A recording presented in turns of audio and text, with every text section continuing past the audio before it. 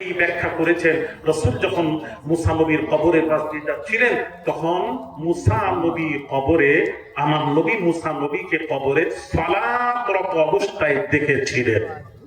কি অবস্থায়? সালাত।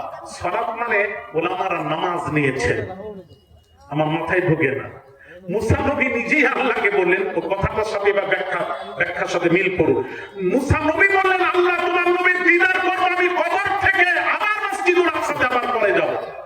তো যিনি দিদারের জন্য চাচ্ছেন না তিনি নবীর রওনা দিয়েছেন মসজিদুল হারাম থেকে, আর মুসা নবী নামাজের নিয়ত করে দাঁড়িয়ে গেলেন। সালাতের তো অনেক অর্থ হয়, সালাতের অর্থ তো অনেক হয় ভাই আমার বাবাজিরা। এখানে সালাতের অর্থ আপনি নামাজ দিয়েছেন, এখানে সালাতের অর্থ নামাজ হবে না, এখানে সালাতের অর্থ হবে দুরূদ ও সালাম। সুবহানাল্লাহ। আল্লাহ নবীর আগমনের সংবাদ পেয়ে মুসা নবী দাঁড়িয়ে সালাত দুরূদ পাঠ করছিলেন নবীর সম্মানে। জোরে বলেন সুবহানাল্লাহ। এটাই হলো ব্যাখ্যা আসল। ভাই আমার বাবাজিরা, এইবার মসজিদুল নববীতে ওখানে গেলেন, মসজিদুল আকসা। মসজিদুল আকসা থেকে প্রথম তবক আসমান, দ্বিতীয়, চতুর্থ, পঞ্চম, ষষ্ঠম, সপ্তম, ওখান থেকে লাজামান লামাকান পার হলেন, ওখান থেকে আরশে আজিমে গেলেন, ৭০,০০০ দূরের পর্দা ভেদ করে আরশে আজিমে গেলেন। অনেক কথা, মেরাজের ঘটনা বলতে গেলে কম করে ২ দিনের সময় লাগবে, কম করে, আর বড়দের কাছে গেলে আরো অনেক সময় লাগবে। এবার ওখান থেকে ফিরে আসছেন, এসে দেখছেন ওযু করে গেছিলেন, ওযুর পানিটি এখনো গড়াচ্ছে। আবু জাহালের সাথে দেখা। আবু জাহাল বলছে, মোহাম্মদ আজকে নতুন সংবাদ থাকলে বলো। আবু জাহালকে নবী বললেন, আজকে আমার মেয়েরাজ হয়েছে এইভাবে। মেয়েরাজের সব বর্ণনা দিলেন। আমি এসে দেখছি ওযুর পানিটি গড়াচ্ছে, এসে দেখলাম। আবু জাহাল শুনে বলল, মোহাম্মদ তুমি যে পাগল, একটু সন্দেহ ছিল, তবে আজকের কথায় সন্দেহ দূরীভূত হইয়া গিয়াছে, তুমি আসলেই পাগল। নাউজুবিল্লাহ। কি বলে পাগলের মতো কথা? এত রাস্তা অতিক্রম করে এলে, হাজার সাড়ে মানে ৩,৫০০ বছর, ওখান থেকে লাজামান লামাকান পার হলে ৭০,০০০ নূরের পর্দা ভেদ করলে, এক পর্দা থেকে আরেক পর্দা ৫০০ বছরের রাস্তা, এইভাবে ৭০,০০০ পর্দা ভেদ করে আরশে আজিমে গিয়ে আল্লাহ নিয়ে গিয়ে তার সাথে সাক্ষাৎ করলেন। ওখান থেকে এসে বলছেন পানি, ওযুর পানি গড়াচ্ছে, গড়ে গেছিলাম, এসে দেখছি গড়াচ্ছে।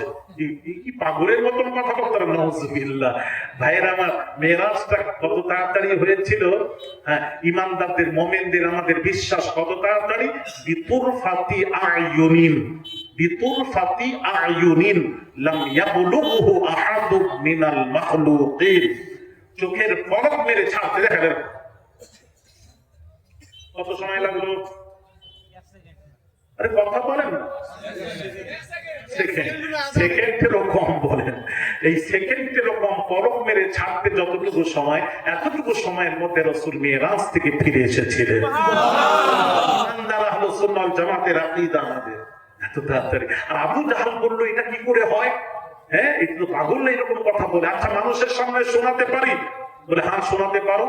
আবু জাহাল ছুটে গেল আবু বকরের কাছে। আবু বকরের কাছে গিয়ে বলছে, আবু বকর তোমার নবীর মেরাজ হয়েছে এইভাবে। আবু বকর শুনে বললেন, না, হতে পারে না, বিবেক মেনে নিতে পারে না, হতে পারে না।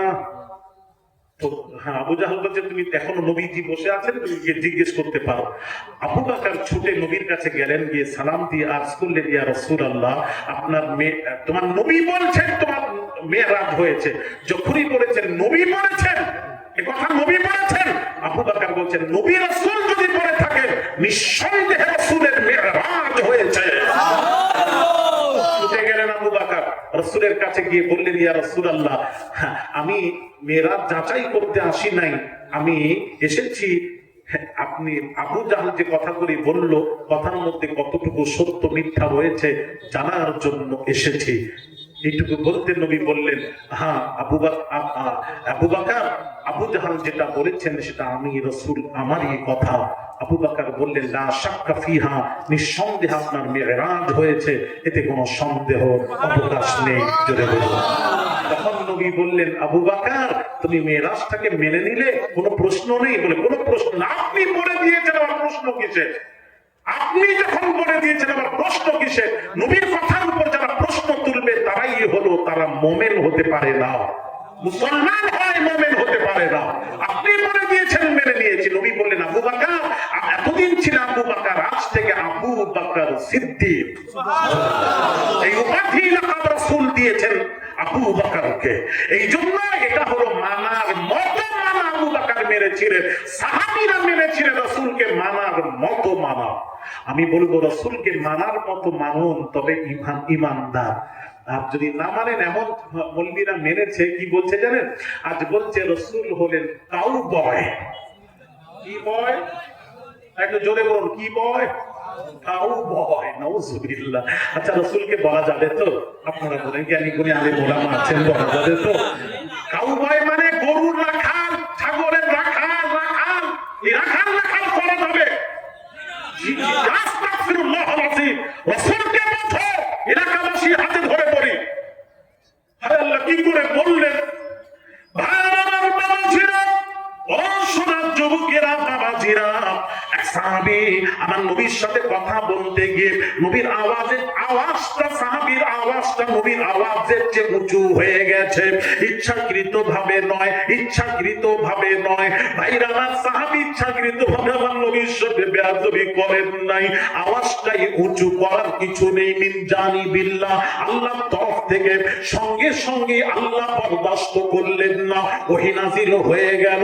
ইয়া আইয়ুহাল্লাযীনা আমানু, হে বিশ্বাসীরা, লা তারফাউ আসওয়াতাকুম ফাওকা সাওতিন নবী, তোমরা যখন নবীজির সাথে কথা বলবে, তোমাদের আওয়াজটা আমার নবীর আওয়াজের চেয়ে উঁচু না হয়।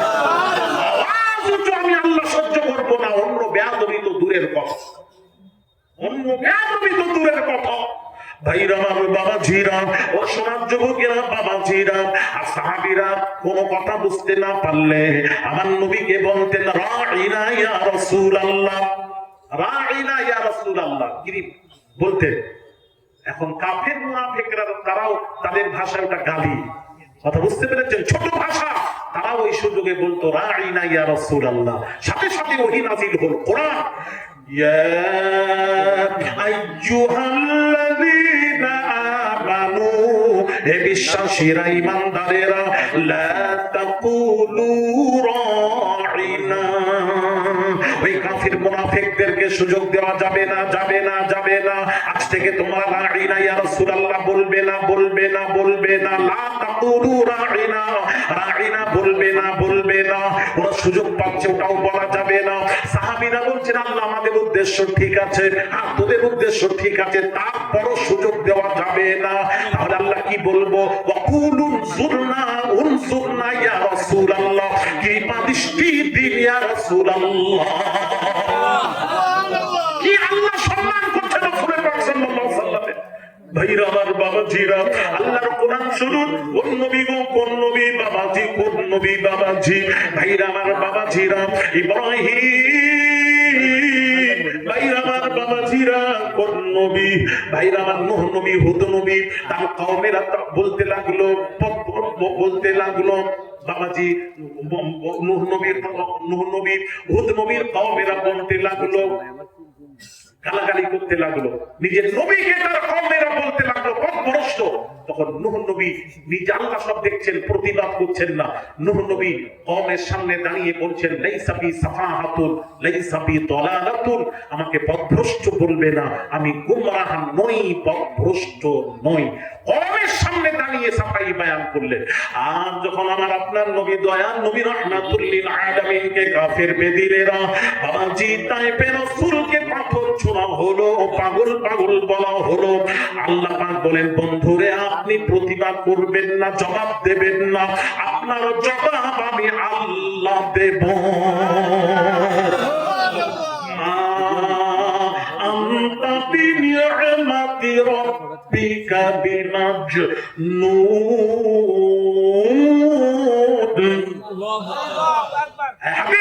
আপনাকে যারা বন্ধু বলছে তারাই মজনু, আপনি আমার রহমতের হকদার। জোরে বলুন। প্রতিবাদ আল্লাহ করছে। আমার নবীকে বাবাজি বাবাজি আবু লাহাব কাঁদতে কাঁদতে আঙুল তুলে বেয়াদবি করলো। আল্লাহ নবী আল্লাহ বলছেন, বন্ধু আপনি চুপ থাকুন, প্রতি জবাব আমি আল্লাহ দেব, জবাব আমি আল্লাহ দেব। তাব্বাত ইয়াদা আবি লাহাব, আল্লাহ পাক জবাব দিচ্ছেন নবীর হয়ে, অন্য নবীর হয়ে জবাব দিচ্ছেন না, আর আমাদের নবীর হয়ে আল্লাহ জবাব দিচ্ছেন। তাব্বাত ইয়াদা আবি লাহাব, আবু লাহাব তোর হাত চূর্ণ বিচূর্ণ হয়ে যা, তুই আঙুল তুলে আমার নবীর সাথে বেয়াদবি করছিস। হায় হায় ভাইরা আমার বাবাজিরা, কোন নবী? আল্লাহ তাআলা ইব্রাহিম নবী, আল্লাহর বন্ধু ইব্রাহিম, আল্লাহর বন্ধু, আল্লাহর বন্ধু ইব্রাহিম নবী বলছেন, ওয়ালা তুখজিনি ইয়াওমা ইউবআসুন।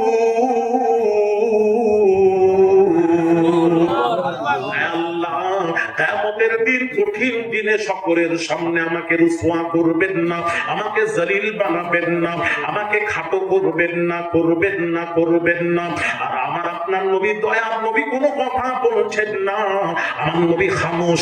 আল্লাহ পাক নবীর হয়ে ঘোষণা দিচ্ছেন, ইয়াউমা লা ইউখজিল্লাহু নাবিয়্যা ওয়াল্লাযীনা আমানু মা'আ। আল্লাহ পাক বলেন, বন্ধু আপনার খাতিরে আপনার উম্মতকে কিয়ামতের দিন সকলের সামনে খাটো করব না। ভাইরা আমার বাবাজিরা, আল্লাহর বন্ধু ইব্রাহিম নবী বলছেন, হাসবিয়াল্লাহু ওয়া নি'মাল ওয়াকিল। আল্লাহ তুমি আমার জন্য যথেষ্ট, তুমি আমার জন্য যথেষ্ট। কে বলছেন? ইব্রাহিম নবী বলছেন, সমস্ত নবীরা বলছেন, আল্লাহ তুমি আমার জন্য যথেষ্ট। ইব্রাহিম বললেন, আল্লাহ তুমি আমার জন্য যথেষ্ট। আমার আপনার নবী, দয়ার নবী কোনো কথা বলছেন না, বলছেন না। আমার নবীর হয়ে আল্লাহর ঘোষণাটা শুনুন, আল্লাহর ঘোষণাটা শুনুন। ইয়া আইয়ুহান নাবিয়্যু হাসবুকাল্লাহ। আল্লাহ বলেন, হে নবী আমি আল্লাহ আপনার জন্য যথেষ্ট। জোরে জোরে বলুন সুবহানাল্লাহ। তাহলে ইয়া আইয়ুহান নবী, নবীর নাম ধরেননি। আল্লাহ কোরআনে খুলুন, অন্য নবীদের নাম ধরেছেন, নাম ধরেছেন। আল্লাহ পাক বলেন, লাকাদ আরসালনা নূহান ইলা কওমি, নূহ নবীর নাম ধরলেন। ওয়া ইলা আদিন আখাহুম হুদা, বাবাজি হুদ নবীর নাম ধরলেন। ওয়া ইলা সামুদ আখাহুম সালিহা, সালেহ নবীর নাম ধরলেন কোরআনে। ওয়া ইলা মাদিয়ান আখাহুম শুআইবা, শুআইব নবীর নাম ধরলেন কোরআনে।